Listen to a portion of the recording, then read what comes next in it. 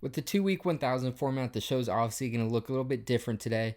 I wanted to wait till round 4 was done so we could preview each quarterfinal, look at what else is going on in the WTA this week. Let's get right into it. The obvious story in Madrid to talk about is all the illnesses that have taken over the locker room. Maddie Keys withdrew, Samsonova withdrew, Iga retired mid-match. Coco was really affected during her matches and ended up probably losing because of it. The one that stands out the most there is Maddie Keys because she withdrew before the tournament started. That opened up a lucky loser spot, which went to Potapova. This has led to a fun and pretty messed up bracket, but it's also made it really hard to judge where players properly are going into Rome, going into Roland Garros. In regards to Iga, I really wish she didn't get sick here because I thought this was going to be a really important measuring stick tournament for her. But the way things went, it's just kind of impossible to judge that performance, and we're going to have to wait till Rome to see what comes next for her. Maddie, I'm disappointed about. I mean, I had high hopes for her coming into clay season. I had her in my top 10. She's had great seasons in the last few years on red clay. I thought she was going to continue that with a good run here in Rome. I had her going all the way to the semis. The person who took her place, though, in Potapova might make it there instead. But look, we didn't get to see a second of her on court. How can we judge her going into Rome and Roland Garros? Coco, at least we got a few matches out of, but she wasn't at 100%, especially in that Kostyuk match.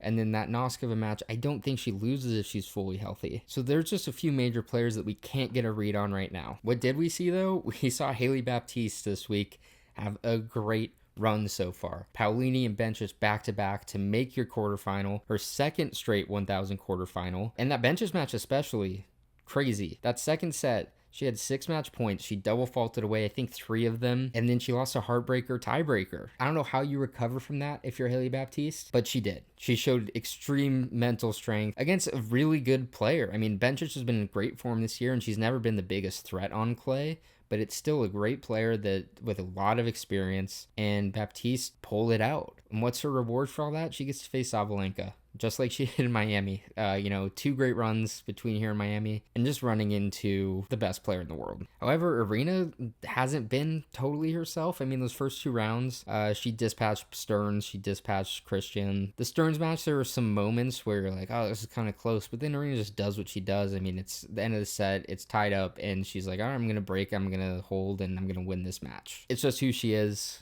She's the best player in the world, and she proves it almost every time she's on court. This Osaka match, though, really interesting. You never really thought Osaka was going to win this match. At least I didn't. Coming into it, I thought I gave her about a 0% chance. Osaka ended up winning the first set. Not only did she win the first set, she won it in a tiebreaker, and Arena doesn't lose tiebreakers, so that was especially shocking. And then even more shocking, Osaka goes up a break in the second set. At that point, you're kind of thinking, man, maybe this is going to happen. Maybe Arena, this isn't her day, but no, it was her day. She turned it back on, dominated the rest of the way, proved to all of us again why she's number 1. So with that form in mind, I think it's going to be straight sets against Baptiste. Maybe 6-4, 6-4, just like it was in Miami. Look, Haley will have moments where she troubles Arena, but I think in the end, Arena's just too good. She's world number 1. She's at her best tournament. She's against somebody who hasn't beat her before. I think it'll be a pretty drama-free straight set win. Get her into the semifinals. Great run for Haley. Unfortunate she had to run into Sabalenka once again, but that's how the draw goes. She'll keep rising though. Hope we can avoid Arena a little bit more. In the same half, we've got Layla and Mira in the quarterfinal. Now look, I had Mira coming into this as my second favorite to win this tournament. I think she still is the second best player in the draw left. She's had kind of a funny path here though. She's beaten 3 Hungarians back to back to back. And this last one against Anna Bondar, tougher match than it should have been.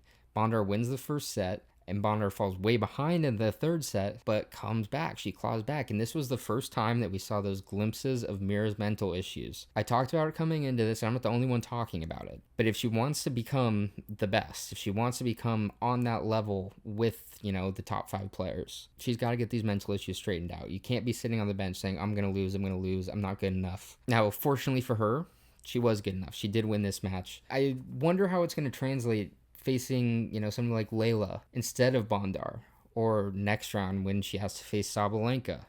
That won't fly. If you fall apart against Sabalenka, it's over. This match, though, fun little significance to it.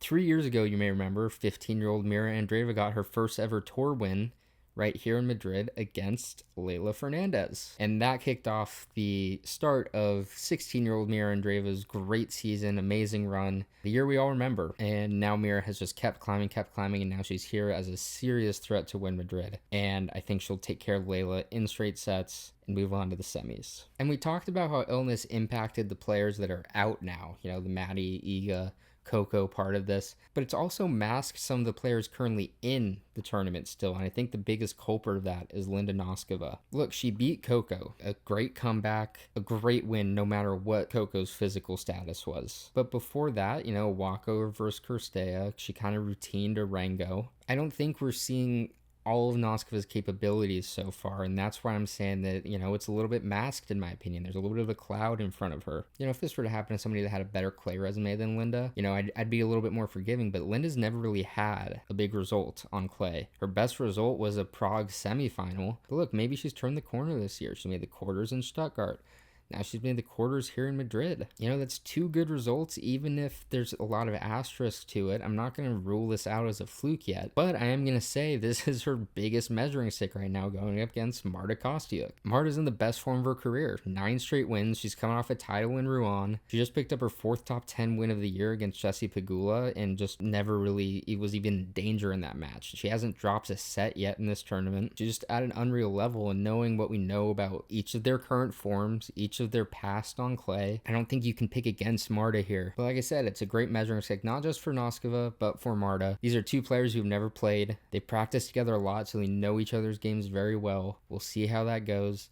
I'm going to go Marta in 3 sets in this match to get into the semifinals. And that leaves us with just one matchup left. We're talking Karolina Pliskova. We're talking Anastasia Potapova. And for Pliskova, it's her first 1,000 quarterfinal since Doha in 2024. It's her first one on clay since Rome in 2021 when the Iga disaster happened in the final. But look, this run has been really impressive. I'd argue maybe the most impressive run of anybody left in the field to get to the quarters. She faces Kraus in round 1, who's in really good form. She faces Sakari in round 2, who's, yeah, sure, not the same Sakari we used to know, but she's always done extremely well in Madrid. And look, she's still seeded. I mean, she's still a good player. And then you get to round 3 and you get Mertens, who's always super tough out, always a consistent player. I thought Mertens was going to have it in the bag pretty easily, but Pliskova pulls it out. And then that leads into round 4, which was weirdly her easiest match yet against Solana Sierra. Nothing against Sierra, she's a good player, but it was definitely the easiest matchup for Pliskova so far. But look, like I said, with the Mertens match, I didn't really give Pliskova much of a chance, and I've kind of ruled her out in general. When you're 32 years old and you have such a serious ankle injury like she did and take so much time off, you just don't know how you're going to be when you come back. It's nothing against her. It's just the reality of the situation, especially when before the injury, she wasn't really too much of a threat anyways. But now here she is, back from her injury, age 34, round 3 in Australia, round of 16 in Doha, quarterfinal in Linz, and now a quarterfinal in Madrid. She's proved me wrong big time. I'm guessing she's proved a few of you wrong as well. We'll see if she can keep proving me wrong, because I've personally got Potapova picked over her. This has been a crazy week for her. She went from lucky loser to this first round bye, taking Maddie Key's spot, and she gets the easy win versus Zhang Shuai. She gets the win over Ostapenko, win over Rybakina. I mean, you want to talk about good form. Nobody's in better form than Rybakina. And Potapova just dominated her in the match. It wasn't a fluke at all. She was more consistent, more solid, more dangerous in every aspect. And it's the level that we've known Potapova has always had. She's just really has struggled to bring it out. I mean, if you rewind 3 years ago, she's on the cusp of the top 20. It feels like this breakout's about to come. She's constantly holding her seat at tournaments, but then the big result never comes. And then she slips a little bit. And then she's between 30 and 50, just in that range for a solid 18 months. Never going up, never going down. And then finally she slipped a little bit, but then she's recovered. Makes the final in Linz, makes the quarterfinal here. She's back into the top 50 at the moment. She's just playing really good tennis, the tennis that we've always known is in her. So yeah, I'm going to bank on her to grab at least one more win, make it to the semifinals. And then that leads us to the semifinals, where it's her versus Kostyuk, and I'm going to go with Kostyuk in that one just based off of form, matchup history. On the other side, Sabalenka, I think, takes down Mira. And then in the final, look, my pre-tournament pick is still in the field. She's playing well. I got to stick with her. I think it's going to be Aryna Sabalenka, going for her 4th title in Madrid, going for back-to-back in Madrid. I don't know how you could ever pick against her. So that's my pick to win. That's how I think these next 7 matches are going to shake out. And you know what? It is 7 matches. A lot of tennis left to be played. A lot can happen, especially with everybody getting sick. On the double side of it, I mentioned last week I thought Townsend and Siniakova, they would end up winning this thing, but I also didn't see the draw yet when I recorded the episode. When the draw came out, I actually ended up predicting they would lose round 1. I said with a caveat, they were either going to lose round 1 or make the final. Just with the way things shook out, thought the round 1 draw was really tough. Krajcek and Kitchenok are a really good team, especially on clay. And when you have a team like Siniakova and Townsend, they take some time off together, maybe a little bit of rust. If they're going to lose to a good team, it's going to be in the first round. And look, it almost happened. They lost the first set, had to come back, won it in a tough tiebreak. And then, yeah, it's just going to be a breeze for them to the final from here on out, I think. But let's look at the rest of the field, including them. There's 3 seeded teams left. There's Perez and Schurz, and then Shea and Kennan. And then there's 5 unseeded teams here. The only real surprise, I think, is Suchiati and Chen. 2 good players, obviously, but they had a really tough draw, and they beat 2 really good teams to get here. The competition for them is just going to keep ramping up, especially going up now against Sigmund and Zvonareva, who just had an awesome win against Paolini and Irani, the number 1 seed. I think they're going to use that momentum, take down Suchiati and Chen, make it to the semifinals. In this Andreeva and Schneider versus Perez and Schurz match, it's easily the match of this quarterfinal slate to me. Mira and Diana are an excellent team together. We know that. They've had such great success in the past, and then they just didn't team up at all to start this year. But now they're back. They picked off right where they left off, no hiccups, and they're proving they can still beat anybody. Beating Mertens and Zhang, very impressive one. However, I think it comes to an end this week. Ellen and Demi are their matchup, and Ellen and Demi have been on it this week. They had a tight one in the first round, but Ellen was fighting through that illness in the first round, and she still toughed it out. They won the match. And then round 2, they just dominated. They showed they were at the top of their game. Look, they're a dangerous team. They've been knocking on the door of a big result all season. It hasn't really come. I think this is the week that big result comes. If I'm picking this match, I'm going to pick them in a really tight 3-setter. It could go either way, but I'm going to, at the end of the day, pick the doubles team that's fully in on doubles, as opposed to Andreeva and Schneider, with Mira seemingly having a really good chance at winning in singles. You know, her focus is probably going to be mostly there. For that reason, I'm going to pick Ellen and Demi to win this one. Down to the bottom half, Shea and Kennan, they actually got here a pretty fun match against Venus and Katie Bolter. It's not like Venus and Bolter are a very tough team, a very great team, but the historical significance of that match is pretty crazy. Venus has the most slams of any active player. Shea has the most titles of any active player. And yet with all that success that each of them had on the doubles court with pretty overlapping careers, they've only met once on the doubles court in their entire careers. That was all the way back in 2009. So to see them on court again the second time 17 years later, pretty cool moment. But with that said, I think that was their last win together this tournament, because Krunic and Mladenovic are a tough draw.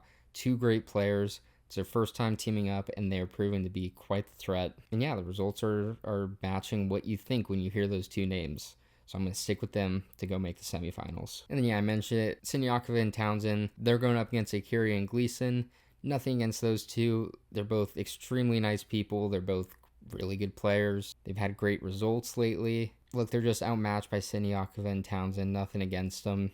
And then from there, Siniakova and Townsend, I think, will end up winning this tournament. I think they'll take down Perez and Schurz in the finals. And another big title for that pair that just seemingly can't stop winning. But Madrid is not all that's going on.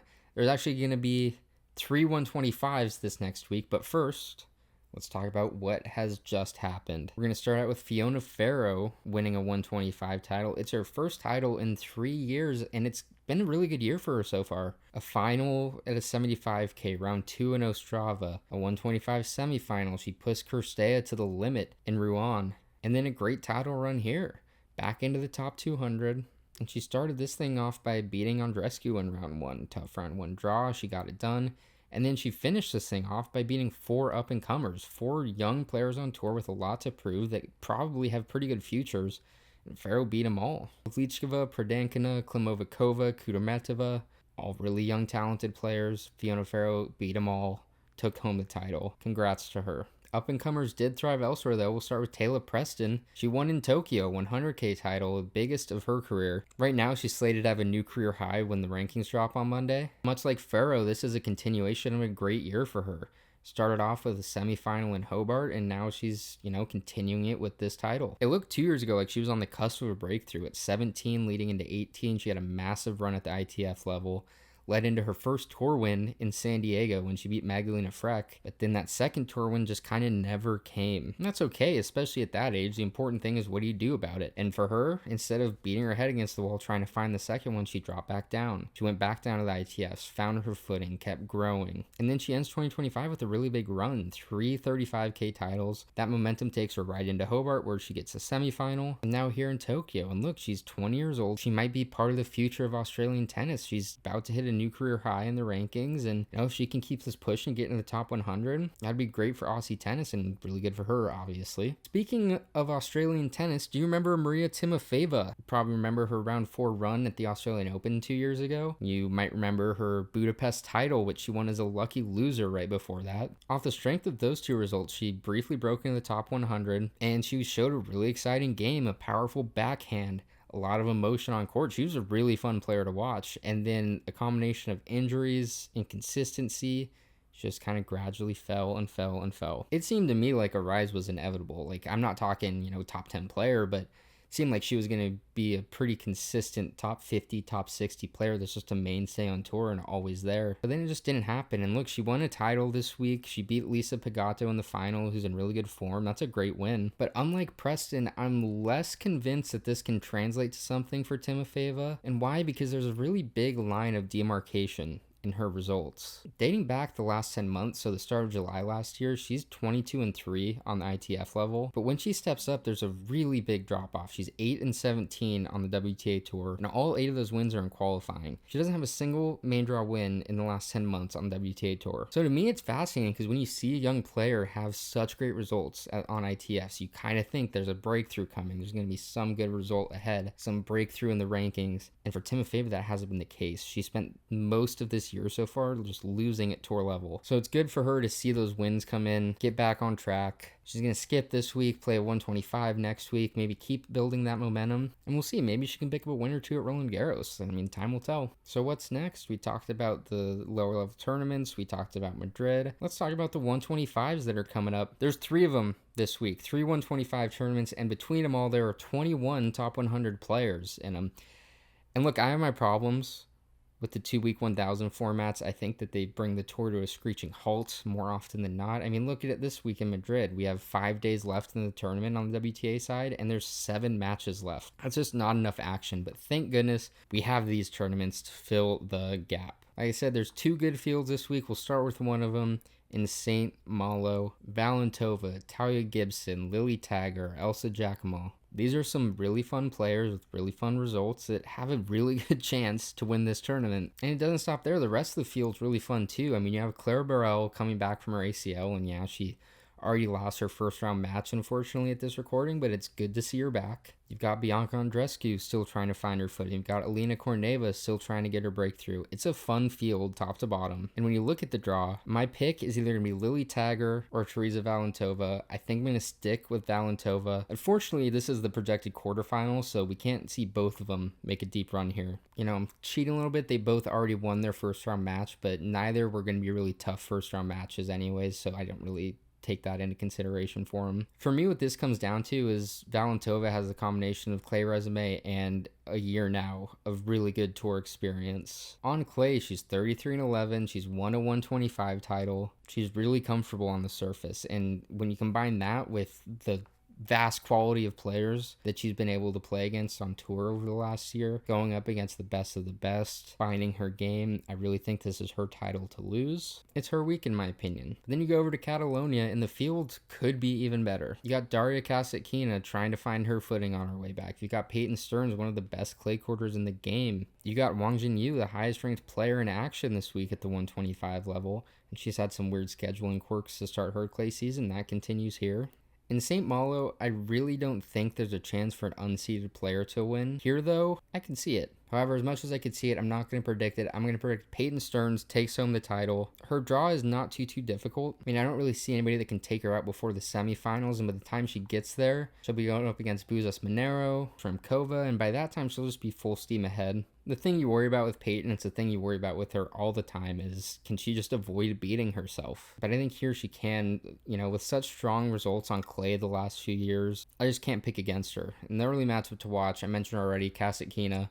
I think her against Arango is going to be a really fun match with some great rallies. Probably going to be a pretty long one. That's the match I would look out for at this tournament. And then lastly, over in China, we have a 125 on clay, and this is a weak field, in my opinion. There are seeded players here that wouldn't have even made it to the main draw at the other two 125s this week. So there's a big opportunity for people here to pick up some points. For me, the opportunity is mostly going to go to Katarzyna Kava. At the time of this taping, she's already into round 2, so good start. But look, most of the dangerous players in this field fit into one of two categories, sometimes even both. Either they aren't very good on clay, or they haven't yet played a match on clay this year. Kava falls into neither of those categories. She's pretty decent on clay. She's had a lot of matches on clay this year. I mean, look, in the last 52 weeks, she has 3 125 semifinals on clay. She's got the skill. She's more prepped. I think this is going to be her week. It's going to be either her or Veronica Urjevets. I'm going to go with the experience of Kava to take home the title. And that's the episode. We'll see you all in 1 week. We'll preview Rome. We'll recap the end of Madrid. Probably talk about another Sabalenka title. Thanks for watching. Leave feedback if you got it, and see you next time.